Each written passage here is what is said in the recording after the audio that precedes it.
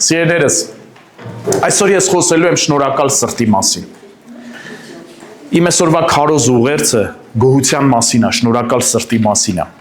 Եվ ես ուզում եմ քեզ ասել, որ հենց շնորհակալ սիրտը այն կարևոր պայմաններից է, որը պատրաստում է հրաշքի ճանապարհը, որը որ պատրաստում է խոստմունքների իրականացումը, որը որ բացում է երկինքը եւ թույլ է տալիս, որ Աստված երկինքը խառնվի իմ ու քո կյանքի մեջ։ Այնտեղ որտեղ կա բողոք, տրտունջ, այնտեղ գիտես ոնց որ փակ լինի ամեն ինչ, ոնց որ դու ինքդ քո կյանքում փակես ու ասես Տեր, ոնց որ մի մտ իմ կյանքի մեջ, բայց երբ որ կա շնորհակալ սիրտ, ոնց որ սենց լայնարձակ կյանքի դռները բացես ու ասես Տեր, ինչ կարաս արա իմ կյանքում, ինչ կա, ինչ սրտովդ անցնում ա Տեր, ինչ պատրաստել ես, ինչ գիտեմ ես ու ինչ չգիտեմ, ինչից տեղյակ էլ չեմ, բայց դու իմ բարի հայրն ես, դու ամեն բան գիտես իմ կյանքում, ճիշտ ժամանակին երբ ինչը տեղի ունենա, ես գոհանում եմ քեզանից իմ կյանքի համար ամեն ինչով ինչ որ ունեմ, ինչ որ չունեմ, այն ամեն լավ բաները ինչի միջով անցնում եմ, նույնիսկ այն փորձությունները, որի միջով անցնում, ամեն ինչի մեջ գոհանում եմ քեզանից, որովհետև ես արդեն բավարարված եմ ինչով որ քեզ ունեմ իմ կյանքում։ Ամեն, հալելույա, սա այնքան կարևոր է։ Թանկագինս, մարդու կյանքում կան այդպիսի հատկանիշներ, որոնք որ Աստծո ուշադրությունը գրավում են, որոնք որ գիտես այնպիսի հատկանիշներ են, որ շատ գեղեցիկ են, շատ հաճելի են, գրավում են, մարդկանց են գրավում նույնիսկ, կան հատկանիշներ, որոնք վանում են, որոնք պատնեշներ են ստեղծում, որոնք գիտես հատկանիշներ են, որոնք չեն թույլ տալիս, որ ուրիշները նույնիսկ քեզ հետ ուզենան հարաբերության մեջ լինեն, քեզ հետ ճանապարհ անցնեն, քեզ հետ ապրեն, քեզ հետ ծառայեն Աստծուն, քեզ հետ աշխատեն, բայց կան բաներ, որոնք որ գրավում են ուշադրություն, որոնք որ հաճելի մթնոլորտ են ստեղծում, որոնք որ կառուցում են հարաբերություններ։ Գիտես, մարդիկ դու մտածում ես, ասում ես, այս ինչի՞ց է, ուզում են կողքս լինեն, ուզում են իմ հետ շփվեն։ Ու ես ուզում եմ քեզ ասել, կան այդպիսի հատկանիշներ, որոնք նաև Աստծո ուշադրությունն են գրավում իմ ու քո կյանքի վրա։ Ու օրինակի համար դու կասես, որ առաջինը դա խոնար սիրտն է։ Խոնար սիրտը, որովհետև Աստված ամբարտավաններին, հպարտներին հակառակ է կենում, բայց խոնարհներին շնորհք է տալիս։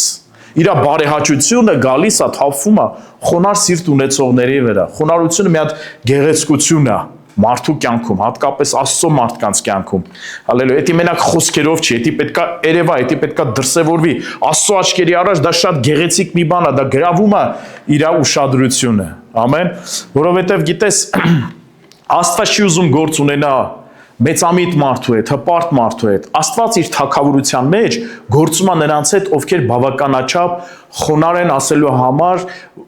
ես չեմ իմ գլխի տերը, ես չեմ իմ կյանքի տերը, ես չէ որ ամեն ինչ լավ գիտեմ, ինչ պետք է լինի իմ կյանքում, ես Աստված ունեմ իմ կյանքում, ով որ ամեն բան գիտի, նրանից է ամեն բարի հաճելի կատարյալ կյանքը, ես վստահել եմ իմ կյանքը իրան։ Հետևաբար ես այնքան խոնար եմ ուզում վարվեմ իմ Աստծո առջև, որ Տերն էլ խառնվի իմ կյանքի մեջ, անի այն ամեն ինչ որ ուզում եմ։ Երկրորդ այդպիսի հատկանիշը, որ Աստծո ուշադրությունը շատ գրավում է, դա հավատքն է։ Դա հավատքն է։ Օրինակ ես ուզում եմ այդ դրվագը բերեմ ավետարանից, երբ որ հռոմեացի հարյուրապետը, տեսեք, մարդ, որը Իսրայելի ժողովրդից չէր, բայց հավատք ուներ։ Նա դիմում է Հիսուսին եւ ասում է. Հիսուս, իմ ծառան տանս հիվանդ է։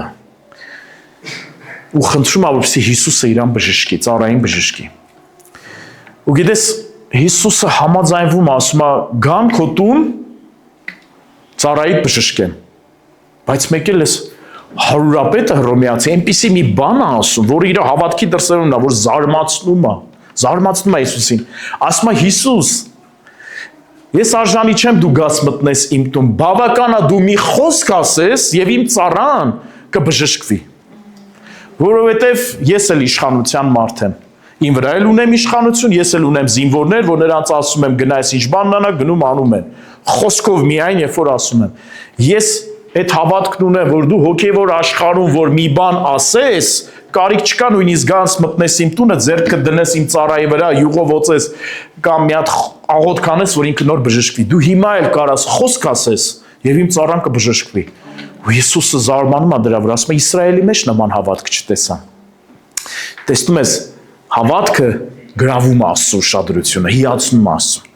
Բայց այսօր ես ուզում եմ, որ մենք իրար հետ ավելի խոսենք շնորհակալ սրտի մասին։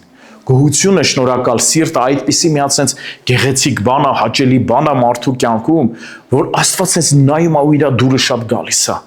Գիտես, դա գրավում է իր ուշադրությունը։ Եթե դու ուզում ես միշտ Աստծո ուշադրության կենտրոնում լինես, շնորհակալ սիրտ ունեցիր։ Գոհացիր ամեն ինչի համար, որ քո կյանքում դու ունես։ Նույնիսկ եթե դու մտածում ես մի հատ քիչ բան ունես, մի հատ փոքրիկ, այսպես երկու բրիտ մեջ տեղավորվող բան ունես, շնորհակալ եղիր Աստծուն, որ դա դու ունես։ Շնորհակալ սիրտը երկինք է բացում, շնորհակալ սիրտը ակտիվացնում է քո հրաշքը քո կյանքում, սիրելիս, հալելույա։ Գիտես, թշնամին սատանան կամ մի բան, որ շատ է ուզում իմ ու քո կյանքում, Աստծո մարդկանց կյանքում բերի։ Որովհետև ինքը շատ լավ գիտի, եթե դա բերեց քո կյանքի մեջ, եթե դա բերեց իմ կյանքի մեջ, գիտես ինչ է լինելու, ինքը ինչու՞մ է հաջողվելու է նրանում, որ երկինքը փակվի մեր կյանքերի վրա։ Իսկ եթե ամենամեծ իր նպատակն է, որին ինքը կարա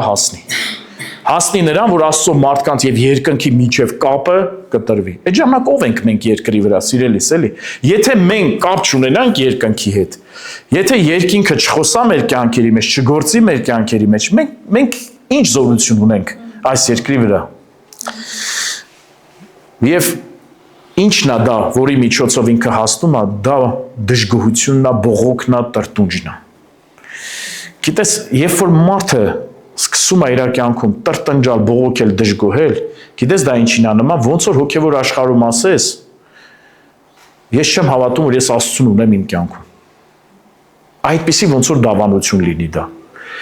Բայց երբ որ կա շնորհակալ սիրտ, գոհություն, դու դրանով ինչ ես ասում հոգևոր աշխարհում, ես ունեմ Աստված,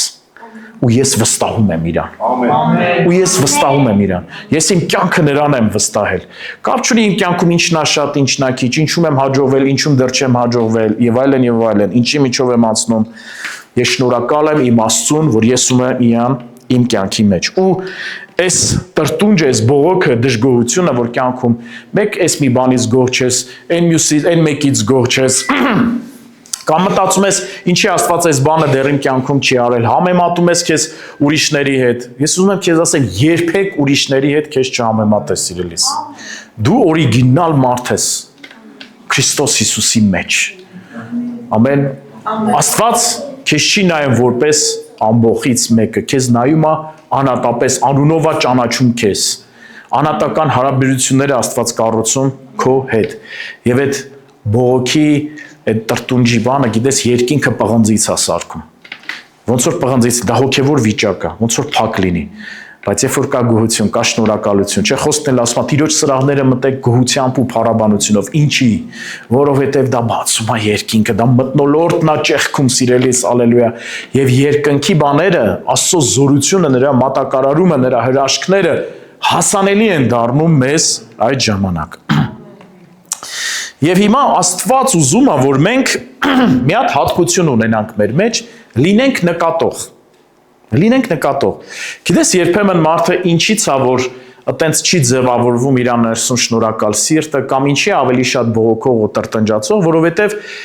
որովհետև չի նկատում այն ամեն լավ բաները եւ օրհնությունները, որ ինքը իր կյանքում ունի։ Գիտես, բայց Աստված ուզում է, որ մենք նկատենք։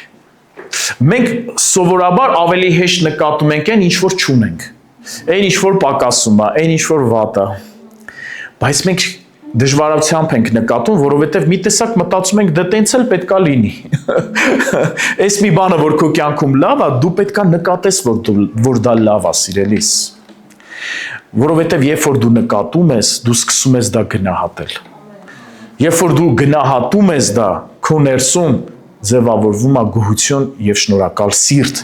Իսկ երբ որ դա կա քո կյանքում, դու ոնց որ Աստծո ուշադրությունը, իր շնորհքը, իր բարեհաճությունը ոնց որ գրավես քո կյանքի վրա։ Հալելույա։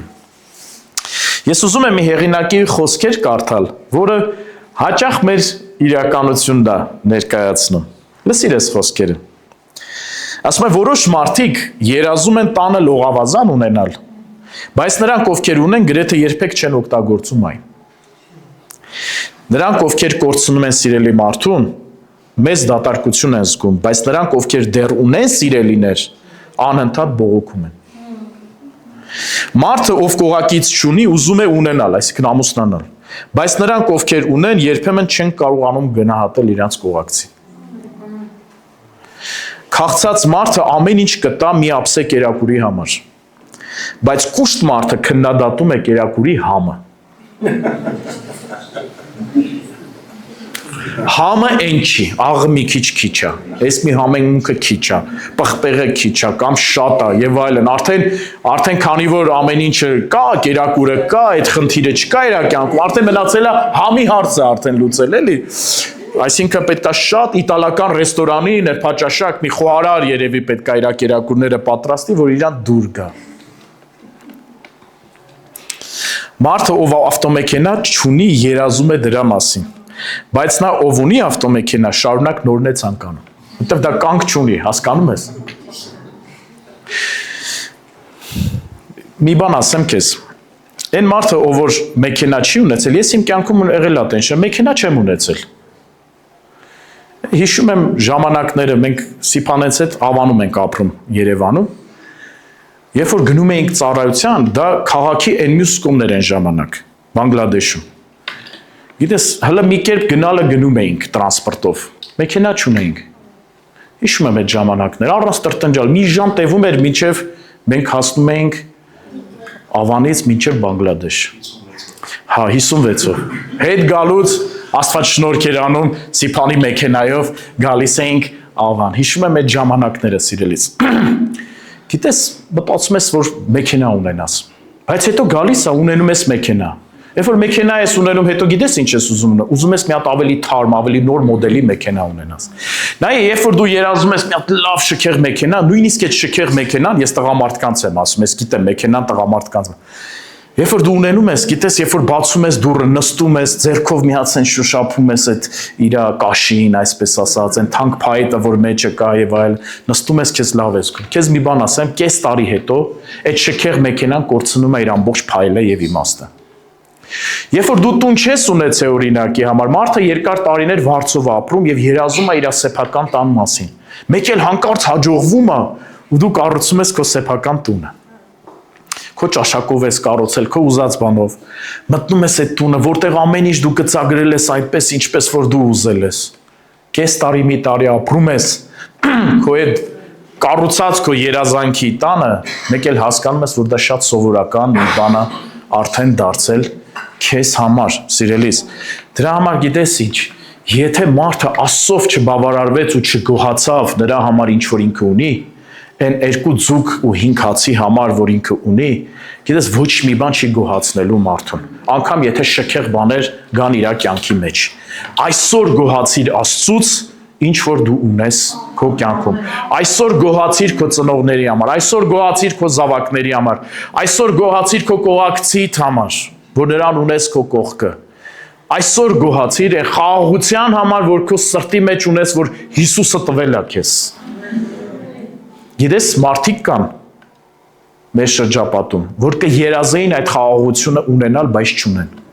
Գուցե եւ գումարներ կտային, որպեսզի այդ խաղաղություն ունենային, բայց չեն կարող գումարով գնել դա։ Գիտես, այս աշխարհում բաներ կա, որ գումարը անզոր է այդ ամեն ինչի դեմ։ Չես կարող վճարես ու դա մեկ էլ սենց գա պատվերով առաքումով քո կյանքի մեջ։ Այդ գիտես որտեղից է առաքումով գալի, այդ երկնքից է առաքվում։ Էդի Սուրբ Հոգին է առաքում մեր կյանքերի մեջ, որ մենք դա ունենում ենք։ Ամեն եւ դրա ճանապարհը շնորհակալ սիրտն է սիրելիս։ Եվ վերջաբան այս խոսքերի գլխավորը շնորհակալ լինելն է այն ամենի համար, ինչ ունենք, գիտակցել, որ ինչ որտեղ, ինչ որ մեկը կարող է ամեն ինչ տալ այն բանի համար, ինչն արդեն ես ու դու ունենք, բայց չեն գնահատում։ Բայց չեն գնահատում։ Գիտես, մի հատ այսպիսի վիճակագրություն է արվել, մենք հիմա կգանք Աստծո խոսքին, բայց մի հատ sense պատկեր տամ, գիտնականները ստատիստիկա են կազմել, ինչ պատկեր կլինի, եթե մենք աշխարհի բնակչությունը խտացնենք 100 մարդու չափ։ Օրինակ 8 միլիարդ մարդ կա, եթե պատկերացնենք, որ այդ 8 միլիարդը տեղավորենք ամեն ինչով 100-ի մեջ, ինչ պատկեր կլիներ։ Գիտես, երբ որ դու նայում ես այդ ստատիստիկային վիճակագրությանը, որ օրինակ աշխարհի բարիքները ոնց է բաշխված, Այդ 100-ից քանիսը հասանելիություն ունի օրինակ մաքուր ջրի։ Այդ 100-ից քանիսը օրինակ հասանելիություն ունի ինտերնետին։ Այդ 100-ից քանիսը հասանելիություն ունի օրինակի համար մի տվյալ, որ ասում են 4800-ից ունենալու էր օրական $2 պակաս հնարավորություն ծախսելու։ Ու երբ որ դու սենց նայում ես այս թվերը, դու հասկանում ես, լսի, ես այն երջանիկների շարքում եմ ոնց որ։ Դու այստեղ Մարտունի քաղաքում ես, մտածում ես կյանքը եռում է այնտեղ Լոս Անջելեսում, բայց դու այստեղ Մարտունի քաղաքում դու այնքան բաներին հասանելիություն ունես քո կյանքում, որ աշխարհի բնակչության մի զգալի մաս կերազեր դա ունենար։ Սիրելիս, ուզում եմ այսօր մեր ուշադրությունը կենտրոնացնել, որ մենք նկատենք այն ամեն լավ բաները, այն ամեն օրհնությունները Աստծուց, որ մեր կյանքում կա, եւ որ դա մեր մեջ բարձրացնի փառաբանություն եւ գոհություն Աստծուն։ Ամեն։ Դու երջանիկ մարդ ես, որ այդ բաները ունես քո կյանքում։ Հիմա ես ուզում եմ մի քանի օրինակ, 3 օրինակ նայենք Աստվածաշնչից, որտեղ ցույց է տալիս գոհության, շնորհակալության մեծ ազդեցությունը։ Առաջինը դա Ղուկասի ավետարան 17-րդ գլուխն է, որտեղ խոսվում է այն մասին, թե ինչպես Հիսուսը բժշկեց 10 բորոտներին։ Հիսուսը անցնում էր մի գյուղի մոտով եւ քաղաքից դուրս այդ հատվածում 10 բորոտներ կային, որ նկատեցին Հիսուսին եւ դիմեցին նրան, խնդրեցին, որ Հիսուսը իրանց բժշկի։ Մինչև հիմա խոսքերը կկարդամ Ղուկասի 17-ից։ Ուզում եմ ձեզ ասել, բորոտ այդ ժամանակ, բորոտը դա դատավճիռ էր։ Դա գիտես ինչ էր, դա նշանակում էր, որ դու այլևս շանս չունես, դա անբուժելի հիվանդություն էր, վարակիչ հիվանդություն էր, ովքեր որ բորոտ էին, նրանց առանձնացնում էին հասարակությունից, նրա ընտանիքից, բոլորից, նրանք գնում էին ամայի առանձնացված մի տեղ, իրանց կյանքի հետ վերջին օրերը, տարիները ապրելու եւ վերջ։ Այսինքն անհույս, դա մի ուրիշ խոսքերով դա խորհրդանշում է մարդու կյանքում անհույս անօգնական վիճակ, որ մարդը չգիտի, նայում եմ սարերին, որտեղից կգա իմ օգնությունը։ Սաղմոս 2-ն է ասում։ Ու հանկարծ նրանք sense վիճակում են, որ ոչ իրանց ծնողները, ոչ որդիները, ոչ իր ֆինանսները, ոչ մեկ չէր կարա իրանց կյանքում այդ հարցը լուծել։ Ու հանկարծ իրանք լսել են, որ Իսրայելի մեջ կա մի նոր վարդապետ,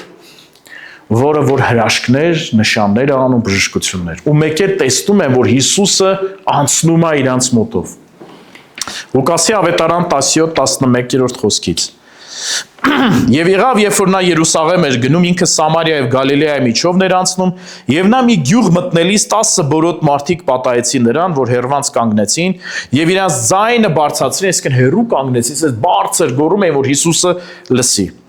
Եվ իրանց ձայնը բարձրացրին եւ ասեցին. Հիսուս վարդապետ, մեզ ողորմիր։ Եվ որ տեսավ, ասեց նրանց. գնացեք ձեր անձերը քահանաներին ցույց տվեք, եւ եղավ, որ նրանք գնալիս սրբվեցին։ Ուզում եմ այստեղ մի հատ կանգ առնել, մինչև կշարունակենք։ Նրանց հայտնությունը Հիսուսի մասին այդ ժամանակ այն էր, որ նա մի նոր վարդապետ է։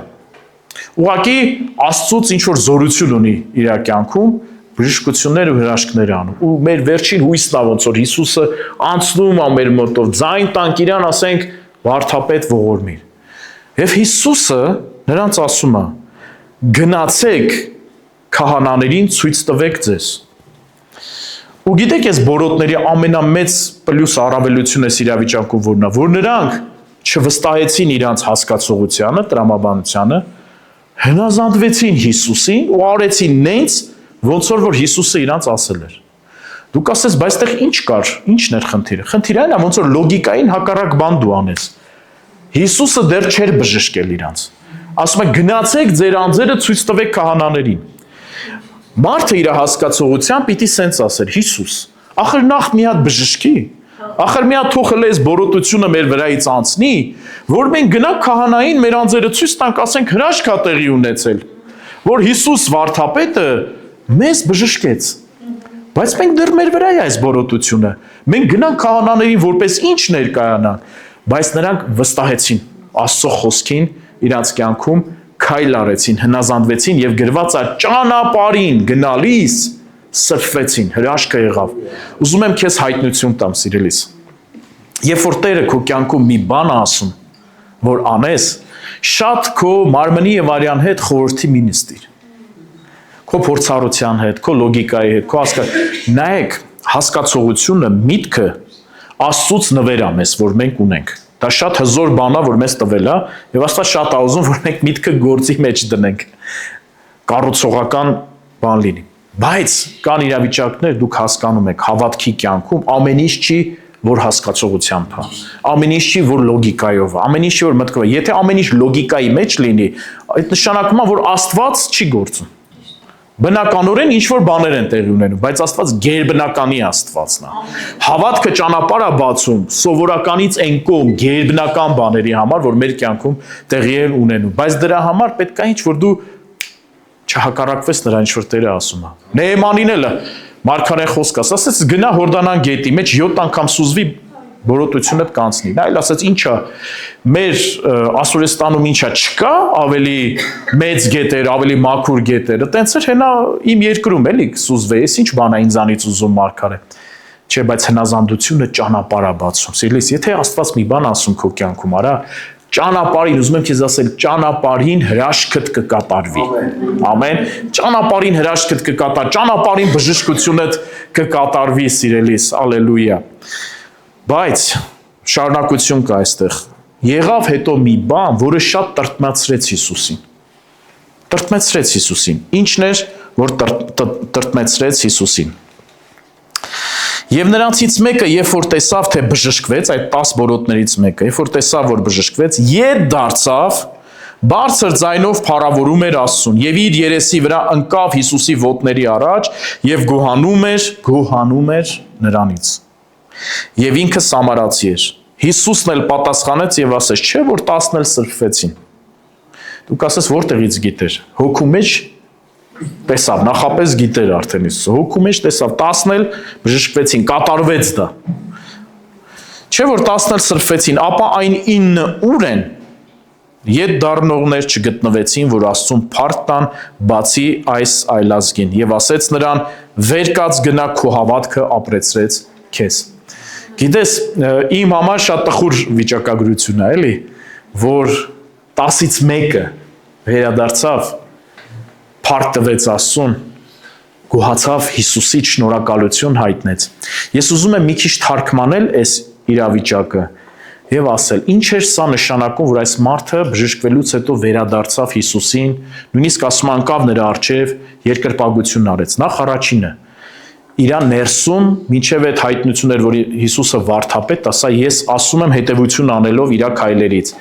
Հիմա երկրպագության ակտ արեց, հասկացա, որ Աստծո որդին է, ավելին է, քան վարդապետ։ Երկրորդը, որ ես տեսնում եմ, այս մարդը ոնց որ Հիսուսին ասեր. Հիսուս, դու ինձ բժշկեցիր, ես իմ կյանքի ամենամեծ խնդիրը ստացավ իր լուծումը, բայց ես հիմա չեմ վերցնում իմ օրհնությունը ու գնամ քեզանից։ Ես ուզում եմ մշտապես հարաբերություն ունենամ քեզ հետ։ Էսի բոլորովին ուրիշ հարաբերություն է, սիրելիս։ Աստված չի ուզում մեկ անգամյա հարաբերություն ունենա մեզ հետ։ Հիսուսը խաչի վրա ամենաթանկ գինը չի վճարել միայն նրա համար, որ մենք ինչ-որ մի հատ կարիք մեր կյանքում լուծվի, մի հատ խնդիր, մի հատ օրհնություն, մի հատ հրաշք, ու հետո մենք գնանք մեր կյանքով, մեր ճանապարհով։ Հիսուսին գրավեց այդ մեկը, որ եկավ ու շնորհակալություն արեց ու երկրպագություն արեց, որովհետև ոնց որ ասեց դրանով. Հիսուս, ես ուզում եմ մշտապես հարաբերություն ունենալ քեզ հետ, որտեվ ես շնորհակալ եմ, ինչ որ դու արեցիր իմ կյանքում։ Եվ Հիսուս ասեց, բա ուր են մնացած 9։ Ուր են մնացած 9։ Այսօր գիտեք, ես մի քիչ Աստծո համար եմ ցավում։ Այն առումով, որ սենց նայում ես, ասում ես, ինչքան մարդիկ են գալի Աստծո ոտները, Աստծո դուռը։ Այն ժամանակ, երբ որ հասկանում են իրանց խնդիրը մեծ է, անլուծելի է, դժվար է, մարդկանց դիմել են, ոչ մեկ չեն կարողացել այդ հարցը, հասկանում են, մենակ Աստված կարա։ Եկել են Աստծո դուռ, եկել են Աստծո մարդկանց մոտ, որ մի հատ աղոթեն, խնդրեն եւ այլն։ Ու մեկ էլ տեսնում ես հրաշքներ ա լինում, բժշկություններ, խնդիրը լուծվում է, բայց մեկ էլ տեսնում ես բոլորը չի, որ դրանից հետո գալիս են Հիսուսի մոտ, երկրպագություն են անում, գոհանում են ու ասում են. Հիսուս, Ես ուզում եմ շարունակ քո հետ հարաբերություն ունենալ։ Ես ուզում եմ ուխտի մեջ լինել քեզ հետ։ Գիտես, Հիսուսը ոչ ռեստորանում մատուցողը Աստված, ոչ թալիսմանը, Տերերի Տերն է, արքաների արքան է, հալելույա։ Նրան ամբողջ իշխանությունը երկնքում ու երկրի վրա։ Նրան են հնազանդվում բոլոր անունները։ Մի օր երևացող ձևով բոլոր ծնկները ծալվելու են Հիսուսի առջև։ Ամեն, հալելույա։ Փառք Տիրոջը։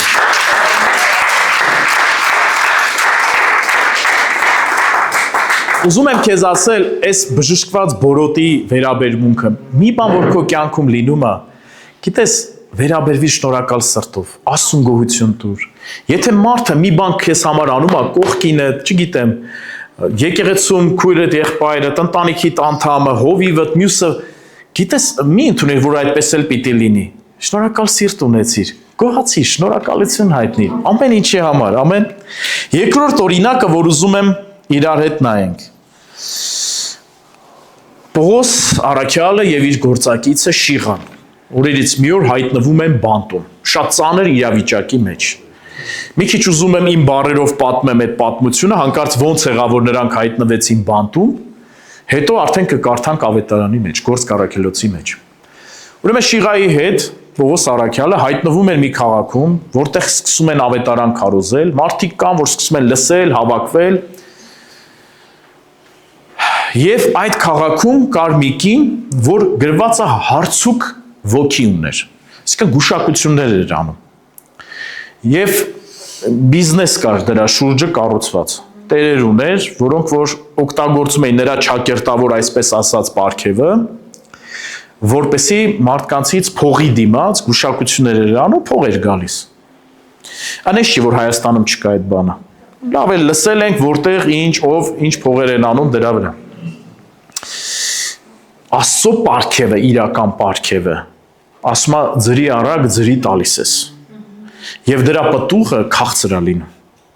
Քաղցր է լինում, կարաս զանազանես ազդեցությունները։ Ու հանկարծ այս կինը թվում է թե ճիշտ բան է ասում, քայլում է Պողոսի Շիղայի հետևից եւ ասում է. «Ով մարդիկ, սրանք Աստծո մարդիկ են, բարձրյալ Աստծո մարդիկ են, որ եկել են, որ ձեզ փրկության ճանապարհը պատմեն»։ Թվում է ինչքան ճիշտ բան է, չէ՞, բայց եկել են հենց դա անել։ 3 օր ասում է նրանց հետևից պտտվում էր ու այդ բաները հայտարարում էր։ Մինչև որ Պողոսը հոգու զանազանությամբ հասկացավ, որ սա Աստծո հոգին չի։ Սա իրականում հարցուկ ոգի է, որ ուզում է տեղավորվի հետո։ Դու չգիտես ինչի է դա ասում։ Ինքը ասում է նրա համար կարող է Պողոսն ու Շիղան հետո գնային, բայց ինքը շատ ուժեղ տեղավորվեր հետո այդ ձևավորվող եկեղեցուն, հասկանում եք, այնքան բաներ կարար տեղի ունենար։ Եվ հանկարծ Պողոսը ինչ անում, հոգու զանազանությամբ հրամայում է եւ նա ազատագրվում է։ Բիզնեսը փլուզվում է, սիրելիներս, այնց ազատագրվում, որ իր տերերը հասկանում են, որ քանդվեց իրանց փողի աղբյուրը։ Ու ինչ են անում, գնում բողոքում են քաղաքի իշխանություններին, Պողոսին ու Շիղային վերցնում, ծեծում են, լավ ասում են խոցեր են տալիս։ Մի բան ասեմ, սիրելիներս, երբ որ մարդու կյանքում դժվար բաներ է գալի, այդ մենակ պետք չի նայել, էլի, ուրեմն ինչ մեղքի մեջ է կամ ինչ խնդիր, ինչ է իրան թույլ տվել, որ այդ բանը եկել է իր կյանքում։ Աստծո արդարների կյանքում էլ կարող գան նեղություններ։ Պատճառը ինչն է, որ Աստծո արդարն է։ Աստծո գործն է անում։ Դա Հիսուսի անվան համար է, սիրելիս, պետք է տարբերությունները հասկանանք։ Եվ Գործք առաքելոց 16-րդ գլուխ 23 խոսքից։ Եվ նրանց շատ խոցեր տալուց հետո ծեծեցին Պողոսին ու Շիղային, բանտը գցեցին,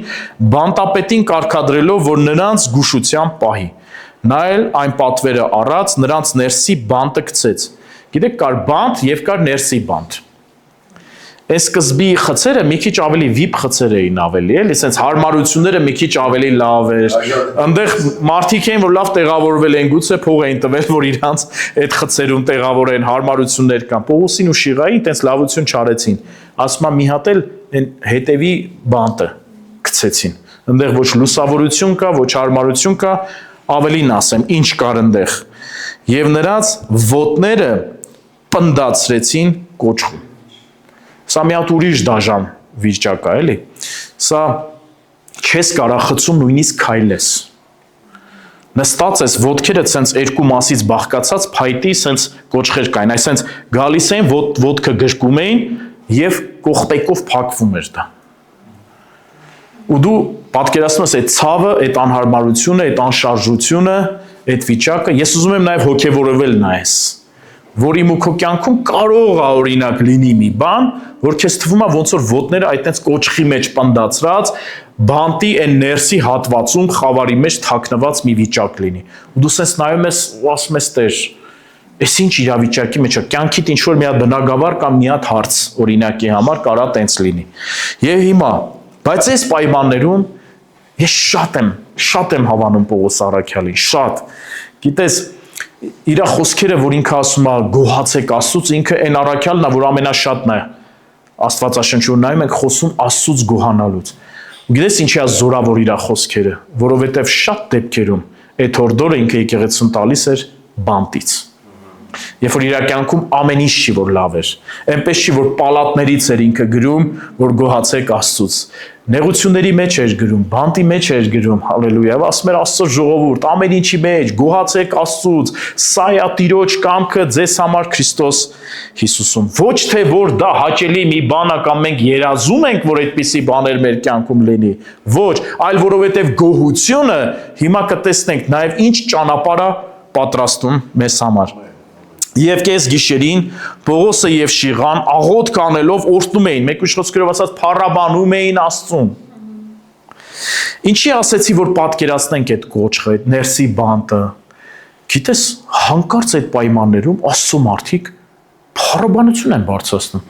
Այդ ինչ մի վիճակ է փառաբանելու, գոհանալու, օրհնելու, այն էլ բարձրաձայն, երգելով Աստծուն եւ այլն, եւ բանտարկվածներն են նրանց ականջ էին դնում, այսինքն քթի տակ չէին երգում։ Մյուսները խցերում լսում էին ոնց են այս մարդիկ փառաբանում եւ իրանց մոտ երևի հարց էր առաջում, այս որ մոլորակից են իրանք։ Այս ոնց է իրանց լեզուն պտտվում այս պայմաններում փառաբանել, ասում այդ որ Աստծուն են։ Այդ որ Աստվածա, որ արժանի է, որ սենց այս պայմաններում կարելի է գոհանալ ու փառք տալ նրան։ Եվ հանկարծակի մեծ շարժ եղավ, մինչև որ բանտի հիմունքներն էլ շարժվում էին, եւ իսկույն բոլոր դռները բացվեցին եւ ամենքի կապանքները արձակվեցին։ Նկատեցիք այստեղ ոչ միայն Պողոսի եւ Շիղայի խցի բաները, կապերը արձակվեցին, ոչ միայն իրանց կոճղերը բացվեցին ոտների, ասում եմ բոլորինը բացվեցին։ Ուզում եմ քեզ մի բան ասել։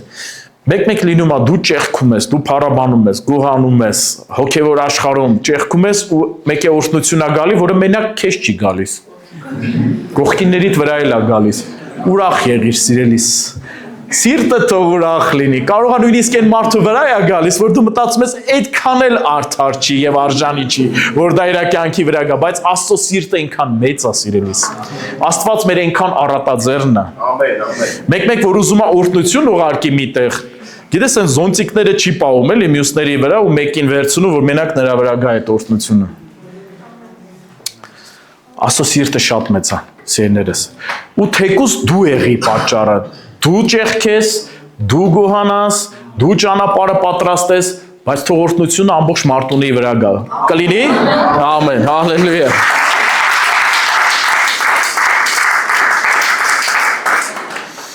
Ինչ եմ ուզում ասել ստեղ սիրելիներս, գոհությունը, շնորհակալ սիրտը ճանապարհ է բացում, որ գերին ազատ արձակվի, որ կապանքները իմ ու քո կյանքում քանդվեն։ Դա հոգևոր մեծ զորություն է, սիրելիս,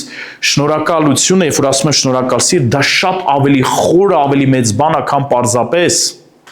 քան պարզապես կուլտուրական դաստիարակությունը։ Ես հիմա կուլտուրական դաստիարակության մասին չեմ խոսում, ես հիմա էթիկայի մասին չեմ խոսում, ես չեմ խոսում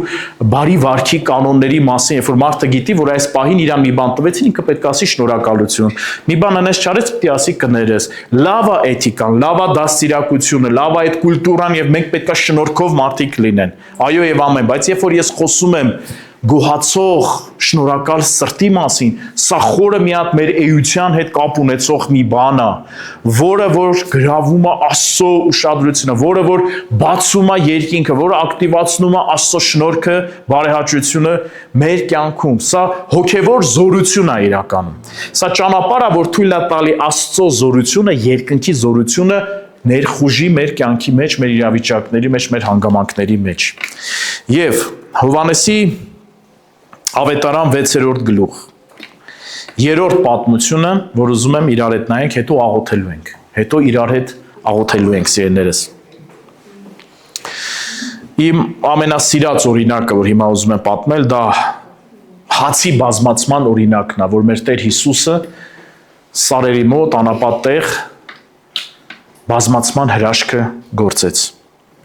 Գիտես, Հիսուսը սիրում էր ժողովրդի հետ առանձնանալ, քաղաքից դուրս, քաղաքի սահմաններից դուրս։ Հիսուսը շատ լավ օգտագործում էր, այո, դուք էլ եք սիրում, այդ նկատել եմ։ Դուք նենց հովիվ ունեք, շատ ա սիրում տենց բան։ Այդ օրհնությունից մեզ էլ ա մեկ բաժին հասնի։ Ու գիտեք ձեր հովիվ խաչիկը նենց սիրտ ունի, ինքը որ մի բան կազմակերպում է, չէ, շուրջը նայում է, տեսնում է ով են այն մարդիկ, որ ուզում է, որ իրանք օրհնված լինեն։ Մենակ չի նայում, մենակ մենք։ Նայում է ովքեր են, որ այդ մարդիկ պիտի օրհնված լինեն, էսին հենց լավ սիրտ, էսի հովվական սիրտ է սիրնես։ Գնացեք Աստծուն, Աստծուց գոհ եղեք ձեր հովիվների համար։ Ամեն։ Հալելույա։